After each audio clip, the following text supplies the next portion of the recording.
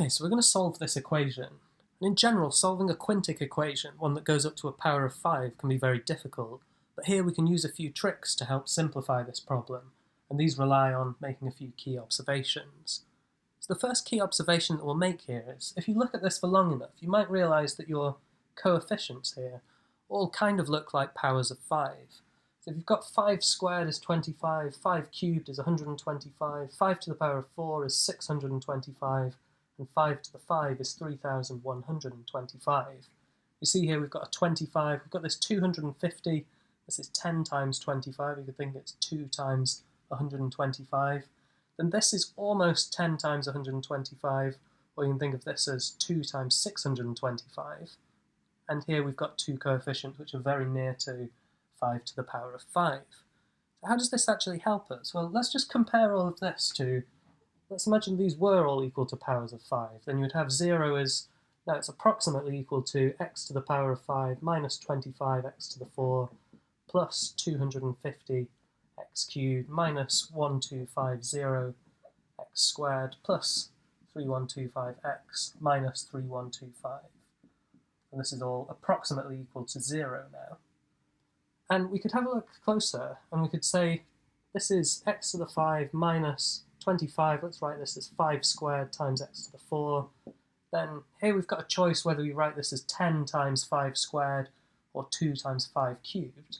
If we go with 10 times 5 squared times x cubed, let's see what this gives us. Then you've got 10 times 5 cubed times x squared here, or you could perhaps go with 2 times 5 to the 4.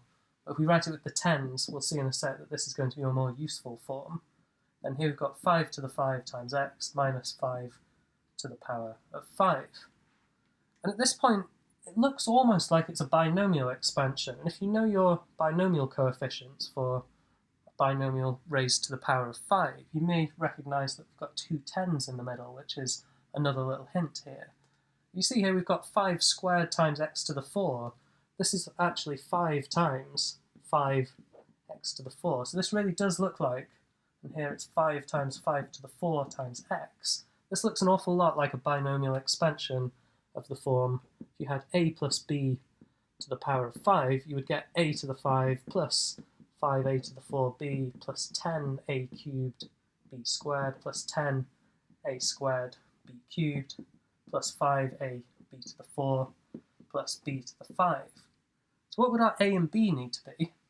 Well, we could actually take our a as x, and our b, because we've got all these alternating positive and negative signs, we could take our b to be minus 5.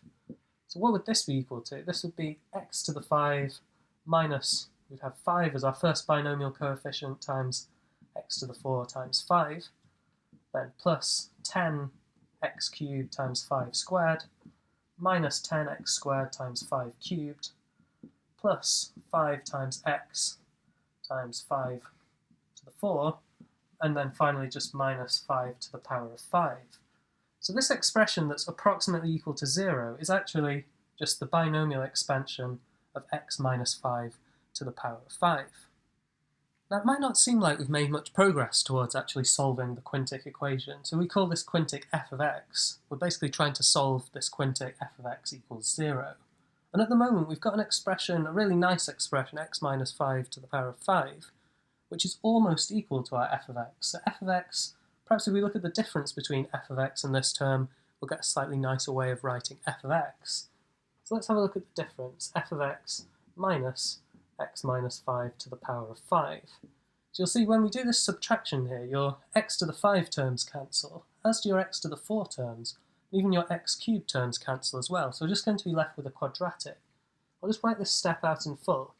So your f of x quadratic terms, we've got this 3124x minus 3122.5, then we're going to take away, we only really need to worry about the quadratic terms in x minus 5 to the 5, so you've got minus 1250x squared plus 3125x minus 3125.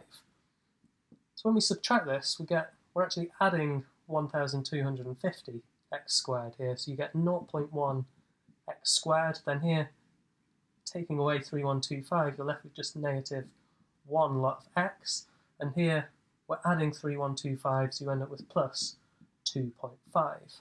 So now the first thing we want to do is get rid of these decimals. So you can write all of this as 1/10 times x squared minus 10x plus 25. And this is particularly nice because we can actually factorise this quadratic as well. So you get 1/10 x minus 5 squared. So this gives us a nice way of writing f of x. So we can say f of x, because f of x minus 5 to the 5 is equal to this, f of x is going to be equal, for all values of x, to x minus 5 to the 5 plus 1/10 x minus 5 all squared. And we can go even further here, so we can actually take out a factor of x minus 5 squared. So now we're left with, in this remaining bracket, x minus 5 cubed plus 1/10. So we can say that f of x is going to be equal to 0 if and only if this term here is equal to 0, which is now going to be much simpler to solve. And now we can just read off one solution here. You'll see when x is equal to 5, this is all equal to 0. So that gives us our first solution to the original equation, x equals 5. And even dealing with this cubic term isn't too difficult now, because we need x minus 5 cubed plus 1/10 to be equal to 0. So you need x minus 5 cubed to be equal to minus 1/10. And then to get the real solution to this, you can just take cube roots of both sides. So you get x minus 5 is now going to be the cube root of minus 1/10. So don't forget, you can have the cube roots of a negative without going into complex numbers. So this would just be equal to minus the cube root of 1/10. If you cube this, you get back to minus 1/10. And it's much nicer if we write this using index notation now. So instead of writing it with the cube root of a fraction, we'll write this as minus 10 to the power of minus 1/3. So you see we get a solution now, x is equal to 5 minus 10 to the minus 1/3. But there's no reason to say that we couldn't use complex solutions here as well. And actually, when we take cube roots, instead of getting minus 10 to the minus 1/3, there's nothing to say we couldn't instead have minus 10 to the 1/3 multiplied by a number which is the cube root of 1, but using complex numbers. So we call this omega. This is e to the 2 pi I over 3. And this is chosen so that omega cubed, this is e to the 2 pi, which is just equivalent to 1. So if we were to cube this again, you would get minus 10 to the minus 1/3. When you cube this, you get back to minus 10. And when you cube omega, you just get 1. So this would still be a valid solution to our equation at this point, x minus 5 is equal to this. And there's another complex solution as well, because you could take minus 10 to the minus 1/3 actually times omega squared, where omega squared, this is e to the 4 pi I over 3. This is our other complex third root of unity. So omega squared, if we cube this, you just get omega cubed squared, which you know is going to be 1 squared, so this is equal to 1. So if you were to cube all of this, you would again get back to minus 1/10. So our remaining two solutions then, if we include complex solutions, are 5 minus 10 to the minus 1/3 times omega, and 5 minus 10 to the minus 1/3 times omega squared. And don't forget as well, we've got this other solution that x is equal to 5. And this is a repeated root. So we don't actually get 5 solutions, you've just got 2 real solutions and 2 complex solutions.